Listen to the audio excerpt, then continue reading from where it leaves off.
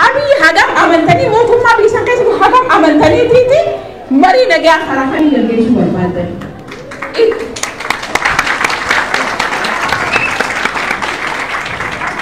أكيد جوارك يوم فرنجي قافة بيجانا راجعتو أمة رموت نبدأ أمة أجرب بيجي أمة رموت نبدأ جت قلت لي شو نبيتي وقاعد كمسون أرسل كفل أرسل ما كفل شيء قلت لي بقول ما كفل شيء قلت لي بقول ما كفل شيء كمسون sani lena mudu sa chancana le ha fala muri danda immo wa immi sugo agante yaro durati isante abdete gante ummata oromo le abdete gante he gante mo demo sadar kamara kai tulu puta sigala ha chura shutu bai rale churu man sani rati devite hidi do ye rali mo gante waraga de le galti de bisa kaisa ke ku wala ka solati ka sunne ka kabale tu immo amma mo garanti mali kabda kanya bi hala rufte ummata oromo واحد وجاء الثانية تقول دكتور كافو تلي هاتو إمو garanti مالي كبدنا كخربون إسنين هدمني أكيسنين أجيبمني يعني دواني سنهجم تك garanti كبدنا يهانا فيسنتي مري لسيبولو بربادة لو خراخني فرمات بيسني خراخني في دنيا تاني أوروميا خراخني بيسون وني كافي بربادو خلنا تلقوها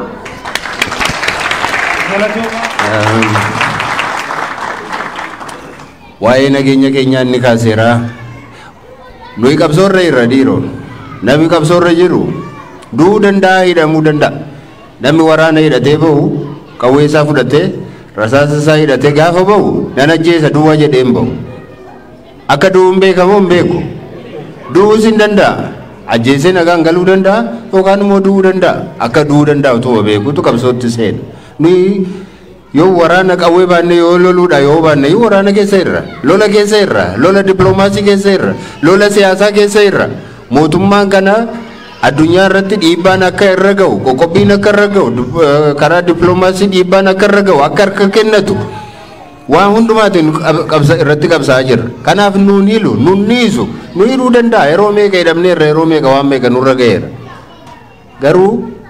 aneegan bakka dheewu dhaqee hidhamu eewu dhaqee duu ilma eewuun kennaan akka hoogganaa tokkotti akka nama saba kana dursuu tokkotti wajjiniin dhaqee waan sabi koo ta'e ta'uun dirqama kooti maal jechuudha Jawaar akkamittiin asitti hafuu danda'a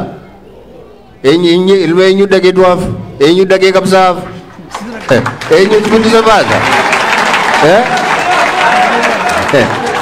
nama hundumtuu akkuma Jawaar isin mararu dhalli isaa hin marara injaalata akkamittiin eenyu dhaqee gatii kana kaffalu yoo tokkoon keenya yoo gatii baasne malee bilisummaan dhufuu hin danda'u freedom doesn't come free hin dhufu tolan dhufu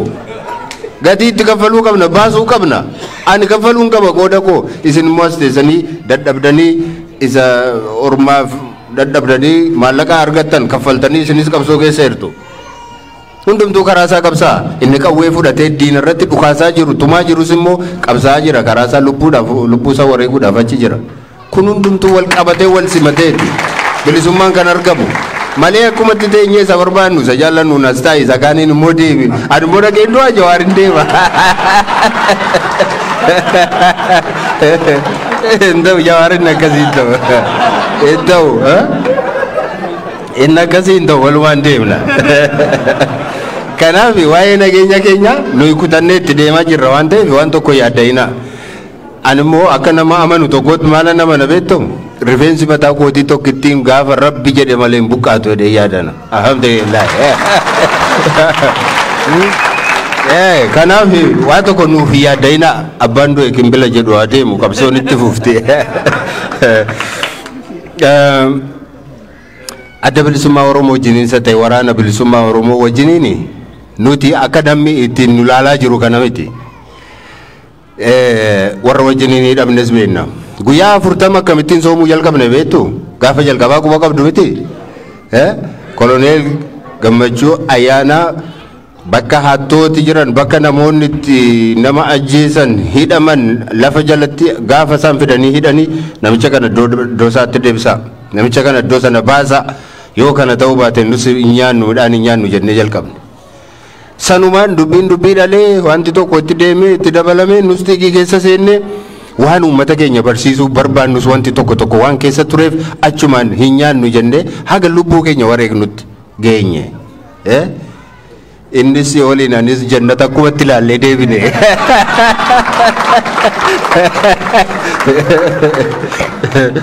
Kanaaf hariiroon keenya hamma kanadha. Mana hidhaa keessatti akkamittiin akka wal gaafachaa turre nutu beeka. Risoorsii namni nuu kennu akkamitti walii qoodaa akka turre nu miti isaantu dhugaa ba'uu danda'a gaaf tokko. Nuyi osoo nyaannu isaan agabuun bulanne, nuyi osoo uffata kafana otoo qabnu osoo uffataa jirru isaan immoo isaan agabuu isaanii hin bulanne. Namoonni baay'een yeroo sana turan keessaati kun reeduwaan faas jiru bakka kana jiru akkam akka ture jechuudha. Akkamittiin wal ilaalaa walis gargaaraa walis hubataa akka turre nutu beeka.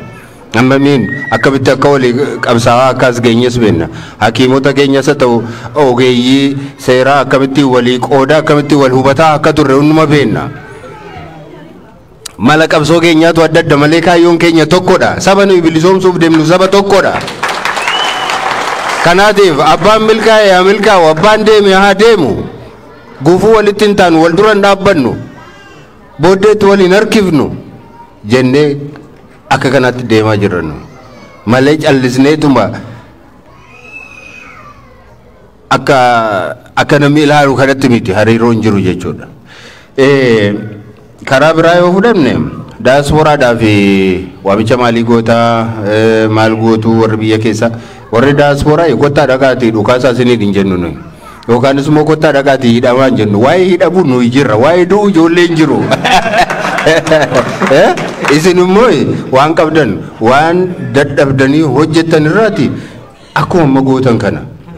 waan ittiin oollee bullu waan ittiin qabsoo xinnoo ishee gara fuulduraatti tarkaanfachiifnu gaafa 10 argattanii yookaan 20 argattanii tokkorraa nuu qoodaa kanuma keessan qoodi keessan. Karaa biraa dippiloomaasii irratti hojjedhaa.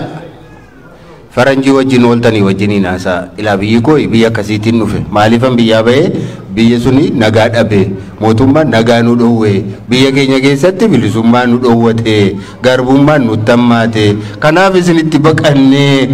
jedhaati quba qabaachisaa ittima lafa buna dhuddanitti lafa ooltanitti lafa hojjettanitti hojii dippiloomaasii hojjedha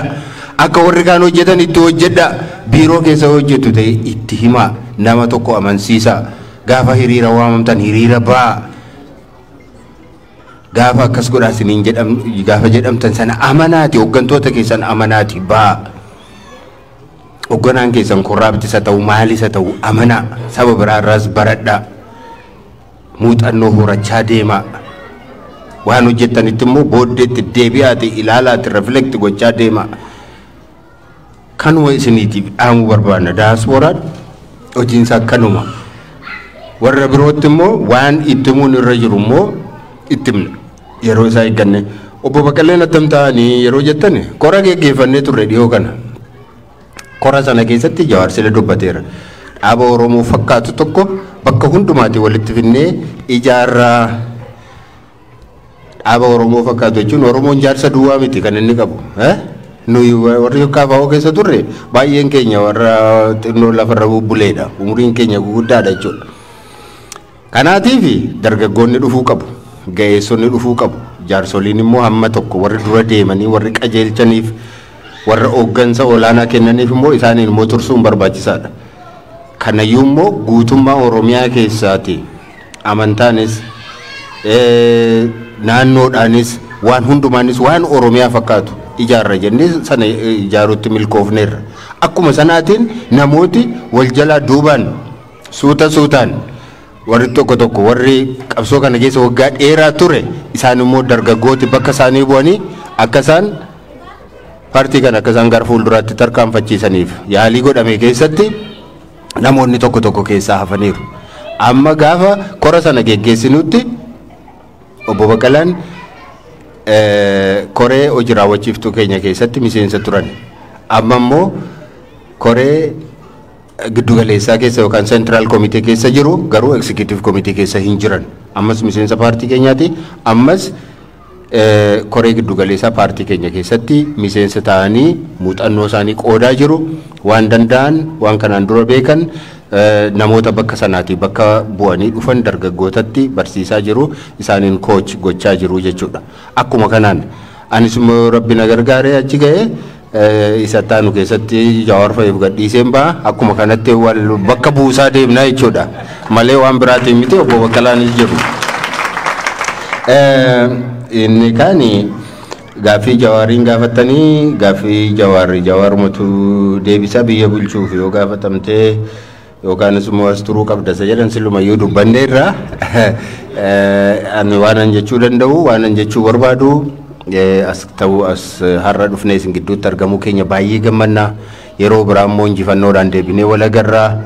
wal iyyaafannaa akkuma kanaan dura akkuma mucaan sun iddoo sanaatti jedhe immoo du'aayii keessaniinis nu hordofaa waaqa nuuf kadhadhaa waaqatti nu himaa yeroo isin gaafannus immoo waan argitan nu darbadhaa hojii dippiloomaasii hojjedhaa nu yaadadhaa maatii keenya iyyaafadhaa gaafadhaa nus isin iyyaafannaa isin dubbifnaa Rabbi janagaatiin wal nu agarsiisu gara keenyaan har'aaf kan xumurre natti fakkaata kanaatiif fayyaa ta'a jedhee man xumuruu barbaada gara kootti.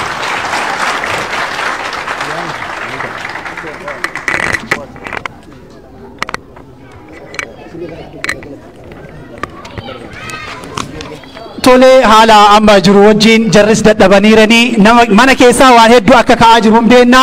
ulfaadhaa galatoomaa